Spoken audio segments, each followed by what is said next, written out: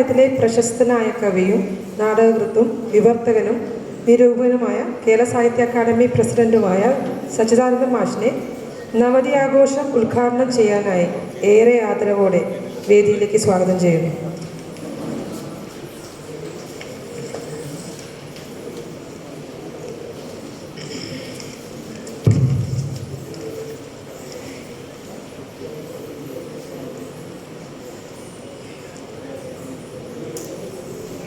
അങ്ങേറ്റം ബഹുമാന്യരും പ്രിയങ്കരരുമായ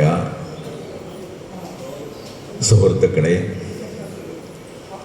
പ്രിയപ്പെട്ട KV രാമകൃഷ്ണൻ മാസ്റ്ററുടെ കവിതയുടെ ആരാധകരും ആസ്വാദകരും ആയ ശ്രോതാക്കളെ, അദ്ദേഹത്തിൻ്റെ കുടുംബത്തിൽ നിന്ന് ഇവിടെ പങ്കെടുക്കുന്ന അദ്ദേഹത്തിൻ്റെ സഹധർമ്മിണി ഉൾപ്പെട്ട പ്രിയപ്പെട്ടവരെ, ഞാൻ പേരുകൾ പറയാത്തത് അനേകം പേരുകൾ വിട്ടുപോകാൻ ഇടയുണ്ട് എന്നതുകൊണ്ടാണ്. ഈ യോഗത്തിൽ പങ്കെടുക്കുന്നതിൽ കേരളത്തിലെ ഏറ്റവും പ്രശസ്തരും പ്രമുഖരുമായ ധാരാളം വ്യക്തികൾ, എഴുത്തുകാർ, സഹൃദയർ എല്ലാം തന്നെ ഉണ്ട്.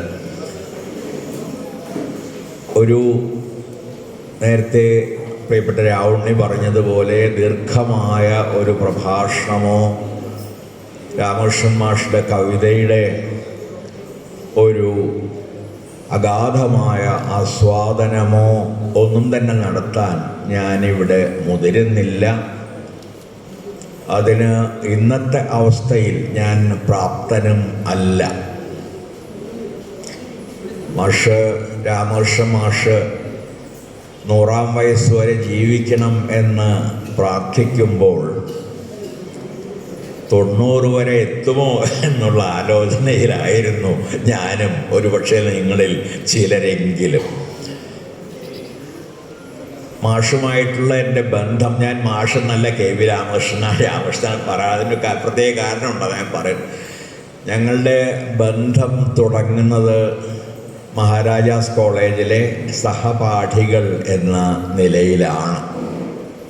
11 വയസ്സിൻ്റെ വ്യത്യാസം ഉണ്ടെങ്കിലും നിങ്ങൾക്കെല്ലാവർക്കും അറിയാവുന്നതുപോലെ അദ്ദേഹം കുറേ കാലം ജോലി ചെയ്തിട്ടാണ് തൻ്റെ പഠനം തുടർന്നത്.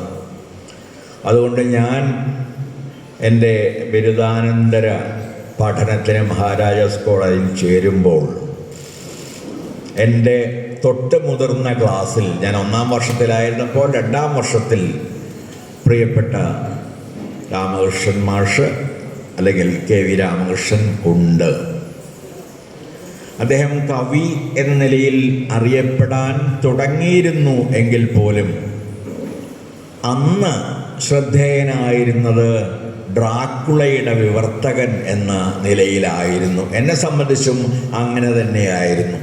ആ കാലത്ത് തന്നെയാണ്, എൻ്റെ ഓർമ്മ ശരിയാണെങ്കിൽ, ശരിയാകാൻ ഇടയില്ലെങ്കിൽ പോലും ആ കാലത്ത് തന്നെയാണ് മാതൃഭൂമി ആഴ്ചപ്പതിപ്പിൽ തുടർച്ചയായി ബ്രാം സ്റ്റോക്കറുടെ ഡ്രാക്കുളയുടെ ഒരു വിവർത്തനം പ്രത്യക്ഷപ്പെട്ടത്. അത് ഭീതിയോടെയാണോ ആഹ്ലാദത്തോടെയാണോ ഉത്കണ്ഠയോടെയാണോ എന്ന് പറയാത്ത രീതിയിൽ ഞങ്ങളെല്ലാവരും പിന്തുടരുന്നിരുന്ന ഒരു നോവൽ വിവർത്തനം ആയിരുന്നു. അദ്ദേഹം തന്നെ പറഞ്ഞിട്ടുണ്ട് തൻ്റെ ജീവിതത്തിൽ അതൊരു വഴിത്തിരിവായിരുന്നു എന്ന്. ഡ്രാക്കുള ഒരു വഴിത്തിരിവായതല്ല, ആ വിവർത്തനമാണ്. അതിനു മുമ്പ് ചെയ്ത ജോലിയും ആ വിവർത്തനത്തിൻ്റെ പ്രതിഫലവും എല്ലാം ചേർന്നാണ് തന്നെ ഉന്നത വിദ്യാഭ്യാസത്തിന് സാമ്പത്തികമായി പോലും പ്രാപ്തനാക്കിയത് എന്ന്. അതിൻ്റെ പ്രധാനപ്പെട്ട കാരണക്കാരൻ NV തന്നെയായി. അനേകം എഴുത്തുകാരെ കൈപിടിച്ച് മാതൃഭൂമിയിലേക്ക് ആനയിക്കുകയും കവിസമ്മേളനങ്ങൾക്ക് അധ്യക്ഷം വഹിക്കുകയും പങ്കെടുക്കുകയും ഒക്കെ ചെയ്തിട്ടുള്ള നിരൂപകനും ധിഷ്ണാശാലിയും കവിയും എല്ലാമായ NV തന്നെയായിരുന്നു രാമകൃഷ്ണന് ആ പ്രോത്സാഹനം നൽകിയത്. എന്നാൽ ഈ പ്രത്യേക ജോലി അദ്ദേഹത്തിന് നൽകിയത് MT ആയിരുന്നു എന്നും അദ്ദേഹം സൂചിപ്പിക്കുന്നുണ്ട് ഒരിടത്ത്. കാരണം MT ബ്രാം സ്റ്റോക്കറുടെ ഡ്രാക്കുള സിനിമ കാണാൻ പോകുമ്പോൾ വരുന്നോ എന്ന് ചോദിച്ചപ്പോൾ താൻ ഇല്ല എന്ന് പറഞ്ഞുവെന്നും പിറ്റേന്ന് MT ഈ ഡ്രാക്കുള എന്ന നോവൽ അദ്ദേഹത്തിൻ്റെ കയ്യിൽ കൊടുത്തുവെന്നും അത് വായിച്ച് ഇഷ്ടമായപ്പോൾ എന്നാൽ അതൊന്ന് മാതൃഭൂമിക്ക് വേണ്ടി വിവർത്തനം ചെയ്തുകൂടെ എന്ന് ചോദിച്ചുവെന്നും അദ്ദേഹം പറയുന്നുണ്ട്.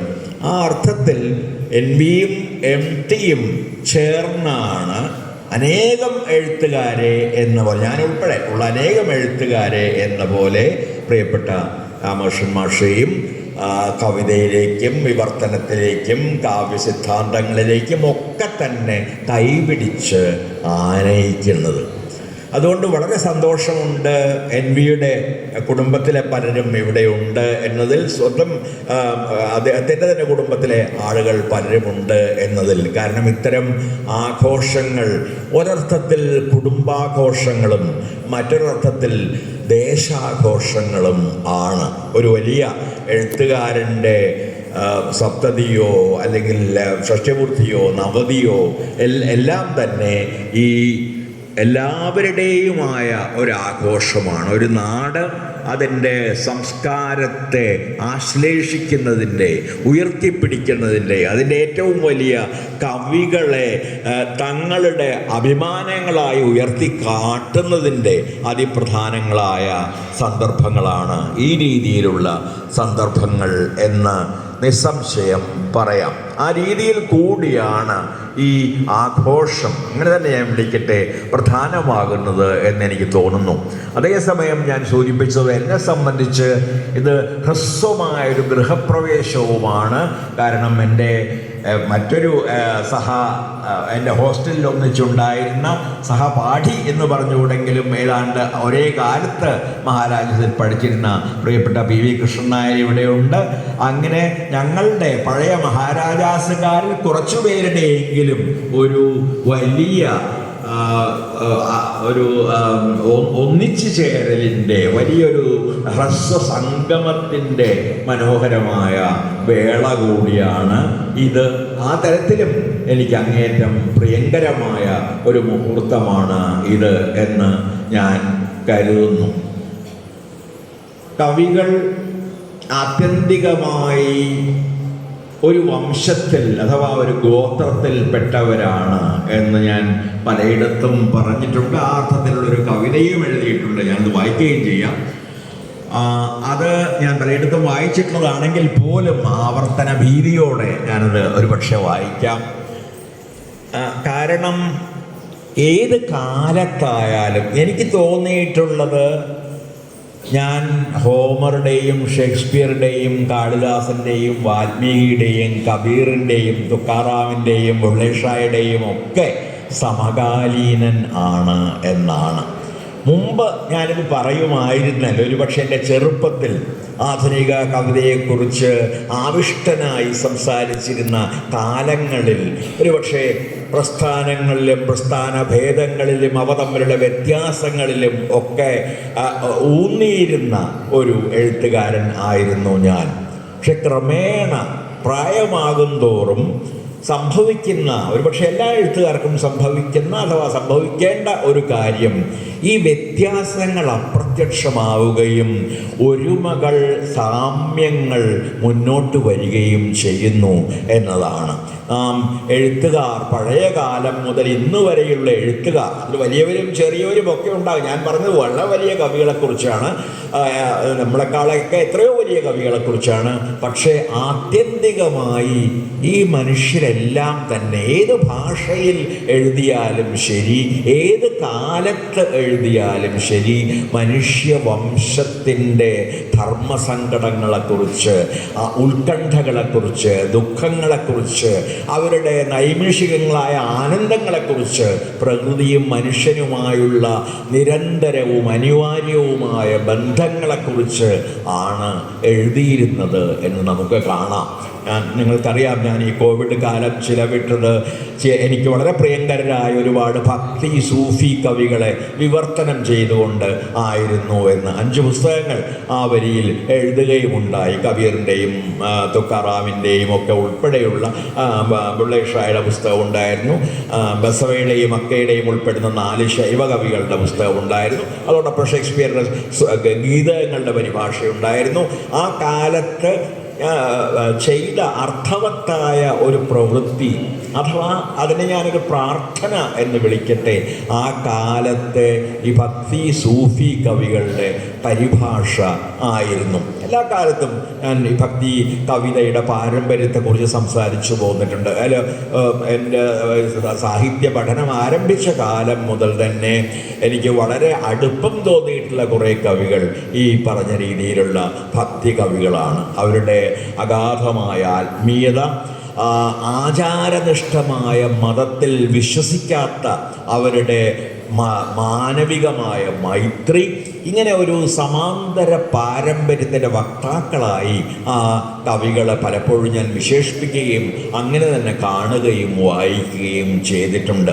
ഇത് പറയുന്നതിനുള്ളൊരു കാരണം, ആ കാലത്ത് ഈ കവികളെയൊക്കെ പരിഭാഷ ചെയ്യുമ്പോൾ ഏതോ കാലത്ത് ജീവിച്ചിരുന്ന കവികൾ എന്ന നിലയ്ക്കല്ല, മറിച്ച് എൻ്റെ സമകാലീനരായ, എന്നോട് സംസാരിക്കുന്ന, എന്നോട് ചിലപ്പോൾ കാതിൽ മന്ത്രിക്കുകയും ചിലപ്പോൾ ശാസിക്കുകയും ചെയ്യുന്ന നമ്മുടെ മാതാപിതാക്കളെ പോലെ തന്നെ നമ്മോട് സംസാരിക്കുന്ന മൂല്യങ്ങളെക്കുറിച്ച്, നീതിയെക്കുറിച്ച്, സഹോദര്യത്തെക്കുറിച്ച്, മൈത്രിയെയും കരുണയെയും ഉപേക്ഷയെയും കുറിച്ച് ഒക്കെ നമ്മോട് നിരന്തരമായി സംസാരിക്കുന്ന വലിയ കവികളെന്ന നിലയിൽ അന്ന് ആ സമയത്ത് ഞാൻ കണ്ടതും അതിനു മുൻപ് കണ്ടിരുന്നതും.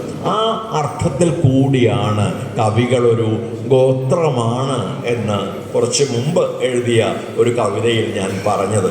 ഇത് കേട്ടിട്ടുള്ളവർ ക്ഷമിക്കുക. കുറച്ച് വരികളാണ്. ഗോത്രം.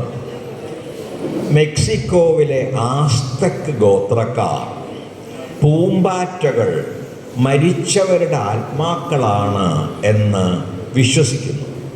യുദ്ധങ്ങളിൽ കൊല്ലപ്പെട്ട യുവാക്കൾ മുതൽ പ്രസവത്തിൽ മരിച്ച അമ്മമാർ വരെ എൻ്റെ ഗോത്രക്കാർ കരുതുന്നത് രാഷ്ട്രങ്ങളുടെ അതിർത്തികൾ വരച്ചിരിക്കുന്നത് അതിർത്തി യുദ്ധങ്ങളിൽ ചാവേറുകളായവരുടെ ചോരയും അവരുടെ അമ്മമാരുടെ കണ്ണീരും കൊണ്ടാണ് എന്നാണ്. ദൈവത്തിന് ജാതിയോ മതമോ വർണ്ണമോ വംശമോ ലിംഗമോ ഇല്ലെന്നും ഞങ്ങളുടെ രാജ്യത്തിൻ്റെ അതിർത്തി ആകാശമാണ്. അവിടെ രാജാക്കളോ പ്രജകളോ ഇല്ല.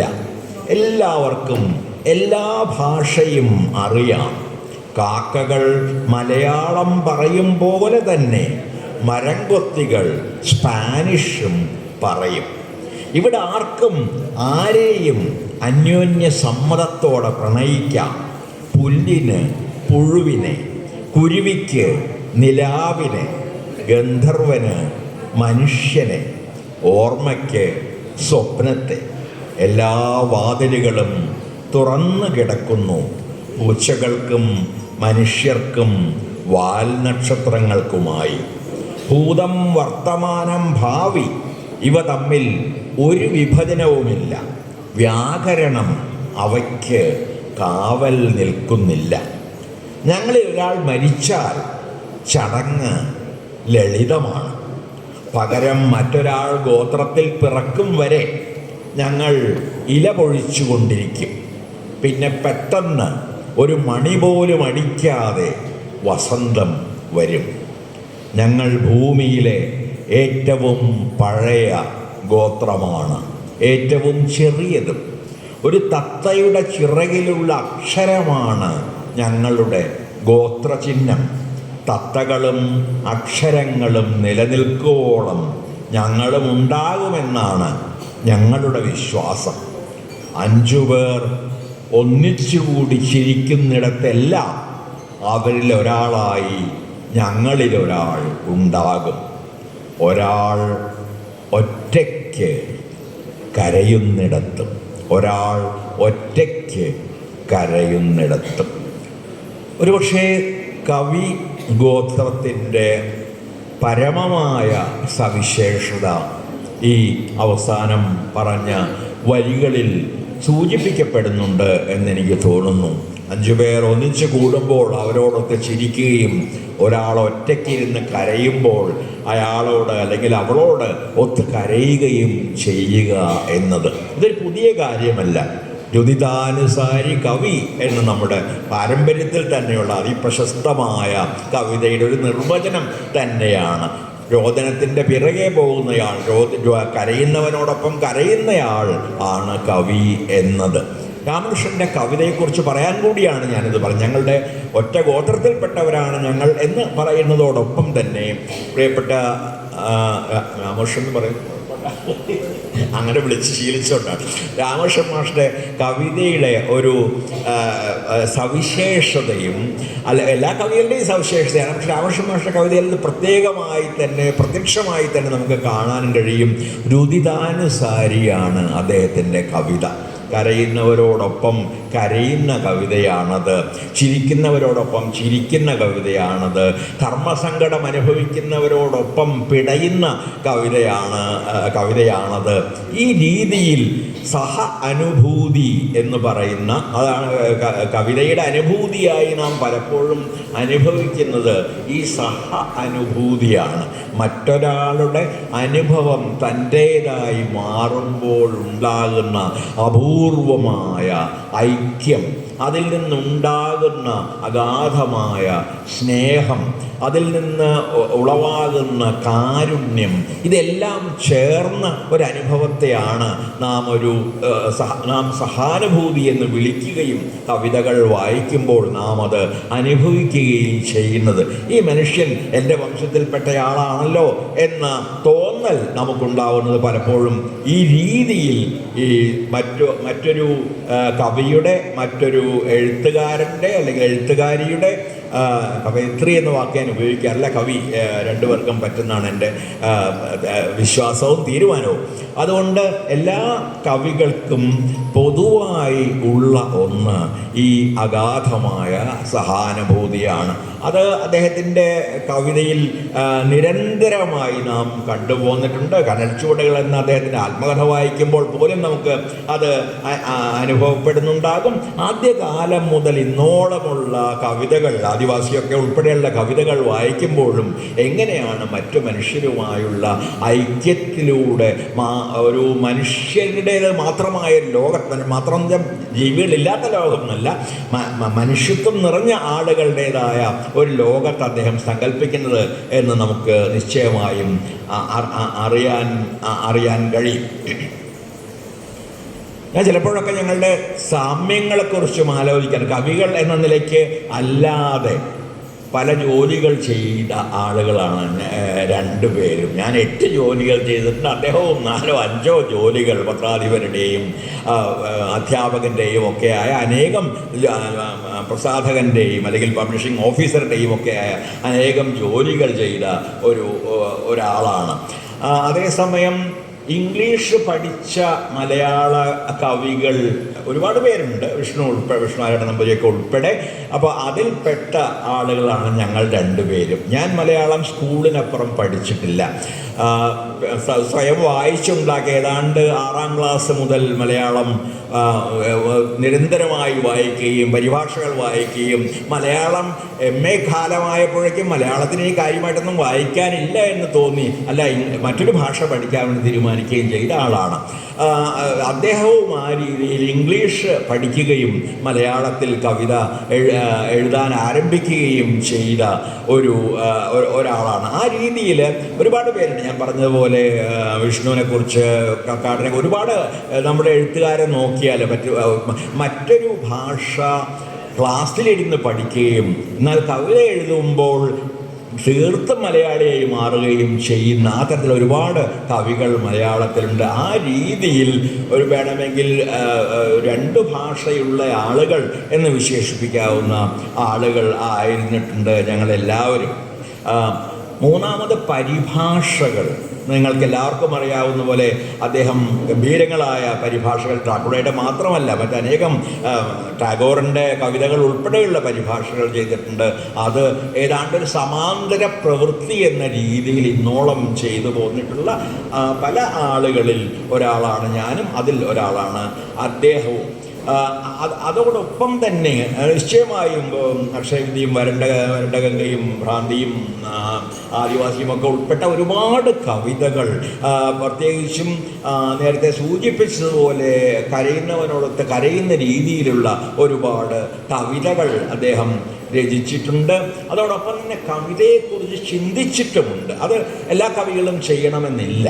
കാവ്യ നിരൂപണം, കാവ്യ സിദ്ധാന്തം ഇവയെക്കുറിച്ച് ആഴത്തിൽ ആലോചിച്ചിട്ടുള്ള ചുരുക്കം ചില കവികളിൽ ഒരാൾ കൂടിയാണ് അദ്ദേഹം. ഇതിൻ്റെ കാവ്യഗീതകൾ എന്ന പുസ്തകം, അല്ലെങ്കിൽ കവിതയും താളവും എന്ന പുസ്തകം ഒക്കെ അദ്ദേഹം എങ്ങനെയാണ് കവിതയെക്കുറിച്ച് ആലോചിച്ചിരുന്നത്, കവിതയെ സമീപിച്ചിരുന്നത് എന്ന് നമുക്ക് വ്യക്തമാക്കി തരുന്നുണ്ട്. എനിക്ക് ഇപ്പോഴും ഓർമ്മയുണ്ട്, ഒരു പക്ഷേ കേരള കവിതയുടെ ഒരു ക്യാമ്പിലായിരുന്നു എന്ന് ഓർമ്മയില്ല, വളരെ വർഷങ്ങൾക്ക് മുമ്പ് കവിതയിലെ താളത്തിൻ്റെ അനിവാര്യതയെക്കുറിച്ച് അദ്ദേഹം പറയുന്നത്. അത് അദ്ദേഹം വിശദീകരിക്കുകയും ചെയ്തു. താളം എന്നതുകൊണ്ട് ഉദ്ദേശിക്കുന്നത് സാധാരണ പറയുന്ന ഒരു റൈം അല്ലെങ്കിൽ മീറ്റർ, വൃത്തം എന്നല്ല. വൃത്തം വളരെ അനായാസമായ കാര്യം. കേകയിൽ ഈ പുസ്തകം മുഴുവൻ ഞാൻ കേകയിൽ ചെയ്യാം, വളരെ അനായാസമായി. ഞാൻ സംസ്കൃത വൃത്തങ്ങൾ എഴുതി തുടങ്ങിയ ആളാണ്.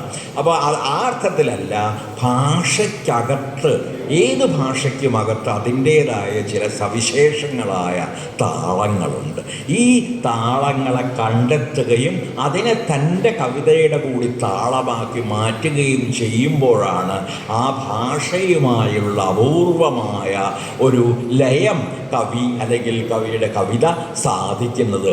ഈ രീതിയിൽ കവിതയെ നിരൂപിച്ചിട്ടുണ്ട് അദ്ദേഹം. അതുപോലെ കാവ്യ സിദ്ധാന്തങ്ങളെക്കുറിച്ച് എല്ലാ തരത്തിലുണ്ട്. നമുക്കറിയാം, നമുക്കൊരു വലിയ കാവ്യ സിദ്ധാന്ത പാരമ്പര്യമുണ്ട്, നമുക്ക് വക്രോക്തിയുടെ പാരമ്പര്യമുണ്ട്, നമുക്ക് ധ്വനിയുടെ പാരമ്പര്യമുണ്ട്. ഇതൊക്കെ പലപ്പോഴും വളരെ തെറ്റായ രീതിയിലാണ് വ്യാഖ്യാനിക്കപ്പെട്ടിട്ടുള്ളത്. എങ്കിൽ വക്രോക്തി എന്നൊക്കെ പറയുന്ന ആളുകൾ എന്തോ വളച്ചു കെട്ടി പറയുന്നതാണ് കവിത എന്നൊക്കെ വിചാരിക്കുക. അങ്ങനെയല്ല.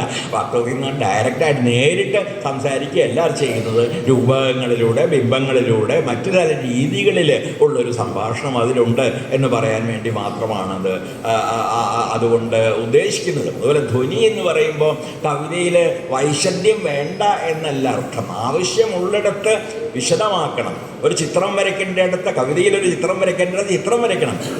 നിങ്ങൾ അധ്യാത്മ രാമായണമെങ്കിലും നിങ്ങളെല്ലാവരും വായിച്ചിട്ടുണ്ടെന്ന് എനിക്ക് ഉറപ്പാണ്.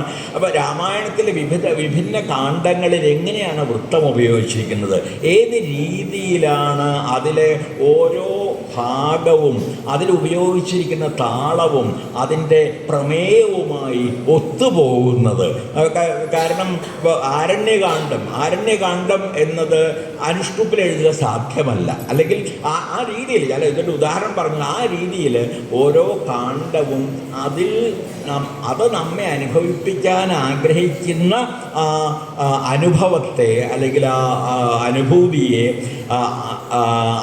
അതിൻ്റെ തന്നെ താളത്തിൽ, അതിൻ്റെ സ്വാഭാവികമായ സമ്പ്രദായത്തിൽ അവതരിപ്പിക്കുകയാണ് ചെയ്യുന്നത്. ഈ തരത്തിലുള്ള ആഴമേറിയ ഒരു കാവ്യജ്ഞാനം അദ്ദേഹത്തിൻ്റെ കവിതയിൽ തീർച്ചയായും പ്രവർത്തിക്കുന്നുണ്ട്. അതോടൊപ്പം അദ്ദേഹത്തിൻ്റെ സിദ്ധാന്തങ്ങളിലും പ്രവർത്തിക്കുന്നുണ്ട് എന്ന് പറയാം. രാമകൃഷ്ണ മാഷ ഏറ്റവും ഒരു വലിയ പ്രത്യേകതയായി ഞാൻ കണ്ടിട്ടുള്ളത്, അദ്ദേഹത്തിൻ്റെ കവിത ഒരിക്കലും ഒരു നിലവാരത്തിൽ നിന്ന് താഴുന്നില്ല എന്നതാണ്. പൊതുവെ പറഞ്ഞാൽ കവികൾ അണീവൺ, അതായത് പലപ്പോഴും അസമമായ ഒരു നടത്തമാണ് കവികൾ പലപ്പോഴും നടക്കുന്നത്. ചിലപ്പോൾ വലിയ ഉയരത്തിലെത്തുകയും ചിലപ്പോൾ താഴ്ന്നു പോവുകയും ചെയ്യും. പക്ഷേ മാഷ്ടെ കവിത എല്ലാ കാലത്തും ഒരു നിലവാരത്തിൽ നിന്ന് താഴ്ന്നു പോയിട്ടില്ല. ഒരിക്കലും നമ്മെ അത് നിരാശപ്പെടുത്തുന്നില്ല. അത് ഇങ്ങനൊരു കവിത മാഷ എഴുതണമായിരുന്നു എന്ന് ചോദിക്കുന്ന തരത്തിലുള്ള ഒരു കവിതയും അദ്ദേഹം എഴുതിയിട്ടില്ല. ആ സവിശേഷത, ആ ഈവൺനെസ്, എന്താ പറയുക, ശയ്യാഗുണവും താളവും സൗന്ദര്യവും അദ്ദേഹത്തിൻ്റെ കവിതകളിൽ മുഴുവനായിട്ട് നമുക്ക് കാണാൻ കഴിയും. താളത്തെക്കുറിച്ച് ഞാൻ പറഞ്ഞു കഴിഞ്ഞു. അതോടൊപ്പം തന്നെ നഗരവൽക്കരണത്തെക്കുറിച്ചുള്ള ചില ഉത്കണ്ഠകൾ അദ്ദേഹത്തിൽ കാണാം. കുറ്റിപ്പുറം പാലം വായിച്ചിട്ടുള്ളവർ അത് അനുഭവിച്ചിട്ടുണ്ടാവും. കുറ്റിപ്പുറം പാലത്തിലെ പുതിയ വായനകളൊക്കെ വരുന്നുണ്ടെങ്കിൽ പോലും അതിൽ ആത്യന്തികമായ അത്തരത്തിലുള്ള എന്താണ് ഈ സംഭവിച്ചതെന്ന് മനസ്സിലാക്കാത്ത ഒരാളുടെ ഒരുതരം ഉത്കണ്ഠ ഉണ്ട്. ഇങ്ങനെ അപ്പോൾ ഒരു ഭാഗത്ത് വിസ്മയമുണ്ട്. ഒരു ഞാൻ എല്ലാ കാലത്തും കണ്ടിട്ടുള്ള ഞാൻ എൻ്റെ രീതിയിലാണ് എല്ലാം വായിക്കുന്നത്. ഭൂതപ്പാട്ട് വായിക്കുമ്പോഴും എൻ്റെ ഈ സഹാനുഭൂതി തുല്യമാണ് അമ്മയോടും ഭൂതത്തോടും. കുട്ടി ഉണ്ടാകാൻ കഴിയാത്ത ഭൂതത്തോടും കുട്ടിയെ നഷ്ടപ്പെടാൻ പോകുന്ന അമ്മയോടും എനിക്ക് അതിൽ നിന്ന് ഒരാൾക്ക് മാത്രമായി സഹതാപം കൊടുക്കാൻ ഒരിക്കലും കഴിഞ്ഞിട്ടില്ല. ഭൂതപ്പാട്ട് ഞാൻ അങ്ങനെ മാത്രമേ എനിക്ക് വായിക്കാൻ കഴിയുന്നുള്ളൂ. ആ ഭൂതത്തോടും വല്ലാതെ വേദന തോന്നും, ആ കുട്ടിയെ ചോദിക്കേണ്ടി വരുന്ന ഭൂതത്തോട്. അതോടൊപ്പം ഈ കുട്ടിയെ നഷ്ടപ്പെടേണ്ടി വന്നേക്കാവുന്ന അമ്മയോടും നമുക്ക് അതേപോലത്തെ സഹാനുഭൂതി സ്വാഭാവികമായും ഉണ്ടായി. അതുപോലെ കുറ്റിപ്പുറം പാലത്തിലൊരു ആധുനികതയുടെ നഗരവൽക്കരണത്തിൻ്റെ ഒരു അത്ഭുതമുണ്ട്, വിസ്മയമുണ്ട്. ഒരു ചാലായിട്ട് ഈ പുഴ ഒഴുകിപ്പോകുന്നതിനെ കുറിച്ചുള്ള ഒരു കാഴ്ചയുണ്ട്. അതേസമയം തന്നെ എന്തായിരിക്കും ഇനി വരുന്ന വികാസങ്ങൾ, അതെങ്ങനെയൊക്കെയാണ് മനുഷ്യരാശിയെ മുഴുവൻ ബാധിക്കുക എന്നതിനെക്കുറിച്ചുള്ളൊരു ആധിയോ ഒരു ഉത്കണ്ഠയോ എല്ലാമുണ്ട്. വിസ്മയത്തിൻ്റെയും ഉത്കണ്ഠയുടെയും അത്ഭുതകരമായ ഒരു സമന്വയം അതിൽ സാധിക്കുന്നുണ്ട്. അത്തരമൊന്ന് രാമകൃഷ്ണൻ മാഷുടെ കവിതയിലും നിശ്ചയമായിട്ടും ഉണ്ട്. മുഖാമുഖം കാണുക ചിരിക്കാൻ മറന്നു പോകരുതേ എന്ന് മാഷ് എഴുതുന്നുണ്ട്. അപ്പോൾ നമ്മൾ ചിരിക്കാൻ മറന്നുപോയിക്കൊണ്ടിരിക്കുകയാണ്. പരസ്പരം കാണുമ്പോൾ പോലും ചിരിക്കാൻ നമ്മൾ മറന്നുപോയിക്കൊണ്ടിരിക്കുകയാണോ? നമ്മുടെ വേദനകൾ, അന്തസ്സംഘർഷങ്ങൾ, അല്ലെങ്കിൽ നമ്മുടെ ചുറ്റുമുള്ള ലോകത്തിൻ്റെ വേദനകൾ, ഇതൊക്കെ നമ്മെ ചിരിക്കാൻ തന്നെ മറക്കാൻ പ്രേരിപ്പിക്കുന്നുണ്ടോ? ഈ രീതിയിലുള്ള ഒരു ചോദ്യം ആ കവിതയുടെ ഉള്ളിൽ നിന്ന് പലപ്പോഴും നമുക്ക് കേൾക്കാം. ചോദ്യമാണത്, അഭ്യർത്ഥനയുമാണത്. കാണുമ്പോൾ ഒന്ന് ചിരിച്ചേക്കണേ എന്നൊരു അഭ്യർത്ഥനയുമുണ്ട്. ചിരിക്കാൻ മറന്നുപോകുമോ മനുഷ്യർ എന്ന ഭീഷണമായ ഉത്കണ്ഠയും ഉണ്ട്. അതുപോലെ തന്നെയാണ് അദ്ദേഹത്തിൻ്റെ പാരമ്പര്യജ്ഞാനവും പാരമ്പര്യത്തെ സമകാലീന അനുഭവവുമായി സമന്വയിക്കുന്നതിനുള്ള പ്രാപ്തിയും പൗരസ്ത്യവും പാശ്ചാത്യവുമായ പാരമ്പര്യങ്ങൾക്കുള്ള ജ്ഞാനവും അവയെ തൻ്റെ കവിതയിൽ സമന്വയിക്കുന്ന സവിശേഷമായ രീതിയും രൂപവും ഭാവവും തമ്മിലുള്ള അത്ഭുതകരമായ ജൈവ ലയവും വേറൊരു തരത്തിൽ ഉള്ള പ്രതിജ്ഞാബദ്ധതയും. കാരണം ഈ വാക്ക് ഒരുപാട് തെറ്റിദ്ധരിപ്പിച്ചിട്ടുണ്ട് ആളുകളെ. കാരണം ഇതേതോ പാർട്ടിയോടുള്ള വിശ്വസ്തതയാണെന്നുള്ള മട്ടിലൊക്കെ വ്യാഖ്യാനിച്ചിട്ടുണ്ട്. ഒരു കാലത്തും അങ്ങനെ വ്യാഖ്യാനിക്കാൻ തയ്യാറായിട്ടില്ല. അതിനെതിരെ എപ്പോഴും സംസാരിച്ചിട്ടുള്ള ഒരാളാണ്. അങ്ങനെയല്ല, മനുഷ്യരുടെ വേദനയോട്, മനുഷ്യരുടെ സങ്കടങ്ങളോട് ഉള്ള കരുണയും അല്ലെങ്കിൽ ആ സങ്കടങ്ങൾക്ക് കാരണമായവരോടുള്ള രോഷവും ഇതെല്ലാം ചേർന്ന ഒന്നാണ്. ആദർശത്തോടുള്ള, നീതിയോടുള്ള, പ്രകൃതിയോടുള്ള, സ്ത്രീയോടുള്ള, അടിച്ചമർത്തപ്പെട്ടവരോട് മുഴുവനുമുള്ള സഹാനുഭൂതിയിൽ നിന്നാണ് ഈ പ്രതിജ്ഞാബദ്ധത വരുന്നത്. അതിനേതെങ്കിലും പ്രത്യേക രാഷ്ട്രീയ കക്ഷിയുടെ വക്താവ് ഒന്നും ആകേണ്ടതില്ല. കവിയായാൽ മതി. കവി, കാരണം നേരത്തെ പറഞ്ഞ പോലെ ചുരിദാനുസാരി എന്ന് പറയും, അതിൽ തന്നെയുണ്ട് ഇത്. ഇങ്ങനെ കരയുന്ന ആളുകളുടെ കൂടെ നിൽക്കുന്ന ആളുകളാണ് കവികൾ. ഇത് നാം രാമകൃഷ്ണൻ മാഷ കവിതയിലും ആ അർത്ഥത്തിലുള്ള പ്രതിജ്ഞാബദ്ധത എന്ന് പറയാമെങ്കിൽ അങ്ങനെയൊന്ന് മാഷ കവിതയിൽ നിരന്തരമായിട്ട് കാണും. അവഗണിക്കപ്പെട്ട മനുഷ്യരോട്, ഒറ്റപ്പെട്ട മനുഷ്യരോട്, പല രീതികളിലുള്ള പീഡനവും സഹനവും എല്ലാം അതിലൂടെയെല്ലാം കടന്നു പോകുന്ന മനുഷ്യരോടുള്ള കരുണയെന്നോ സഹാനുഭൂതിയെന്നോ ഒക്കെ വിശേഷിപ്പിക്കാവുന്ന വിസ്മയകരമായൊരു ഭാവം അദ്ദേഹത്തിൻ്റെ കവിതയെ നിരന്തരം പ്രകാശിപ്പിക്കുന്നുണ്ട് എന്ന് ആ കവിതകൾ വായിക്കുമ്പോഴൊക്കെ തന്നെ തോന്നാറുണ്ട്. ഇത്രയുമൊക്കെ മതി ഒരു കവിയെ വലിയ കവി എന്ന് വിളിക്കാൻ. അതുകൊണ്ട് നിസ്സംശയം കെ വി രാമകൃഷ്ണൻ മാഷെ നമ്മുടെ കാലത്തൊരു വലിയ കവി എന്ന് വിളിക്കുകയും അദ്ദേഹത്തെ അഭിനന്ദിക്കുകയും ചെയ്തുകൊണ്ട് ഇനിയും ആരോഗ്യത്തോടെ, ഞാനത് പ്രത്യേകം പറയും, ആരോഗ്യത്തോടെ 100 വയസ്സോ 150 വയസ്സോ വരെ ജീവിക്കട്ടെ എന്ന് പ്രാർത്ഥിച്ചുകൊണ്ട്, ആശംസിച്ചുകൊണ്ട് ഞാൻ